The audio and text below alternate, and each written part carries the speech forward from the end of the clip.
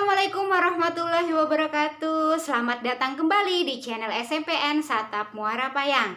Channel ini adalah channel edukasi bagi siswa-siswi di Kabupaten Oku Selatan dan khususnya siswa-siswi ya SMPN Satap Muara Payang.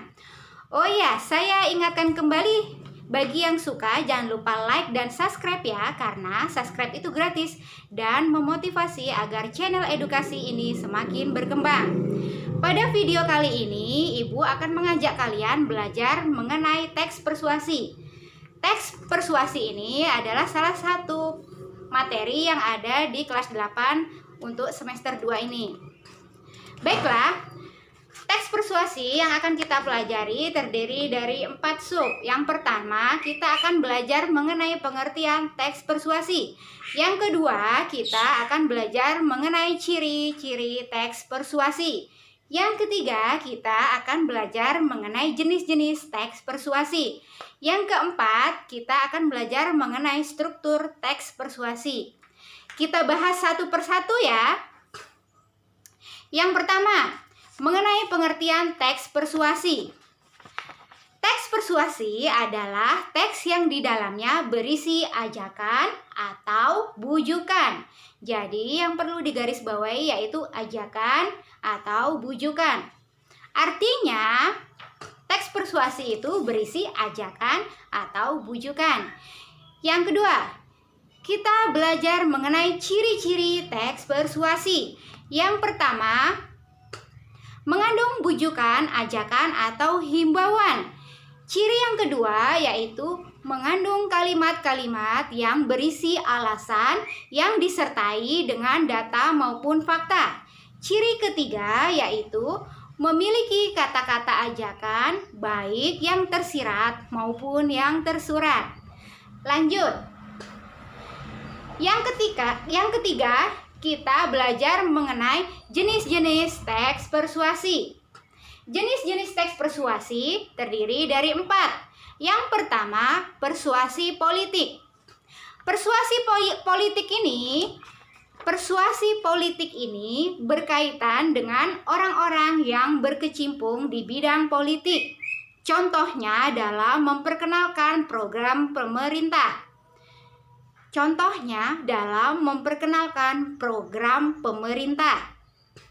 Yang kedua, persuasi dalam bidang pendidikan. Persuasi ini digunakan dalam bidang pendidikan. Contohnya, mengajak masyarakat mengikuti wajib belajar 12 tahun. Yang ketiga, persuasi advertensi. Persuasi advertensi digunakan dalam bidang usaha untuk memperkenalkan suatu barang ataupun jasa. Contohnya, iklan suatu produk atau jasa. Yang keempat, persuasi propaganda digunakan dalam kegiatan kampanye. Contohnya, ajakan untuk hidup sehat. Lanjut, kita pelajari yang keempat yaitu struktur teks persuasi. Struktur teks persuasi ini ibarat sebuah bangunan. Jadi, dalam struktur teks persuasi ini kita akan belajar tentang 4 struktur teks persuasi. Yang pertama yaitu mengenai pengenalan isu. Pengenalan isu ini berisi pengantar penyampaian tentang isu ataupun topik yang menjadi dasar tulisan. Yang kedua, rangkaian argumentasi.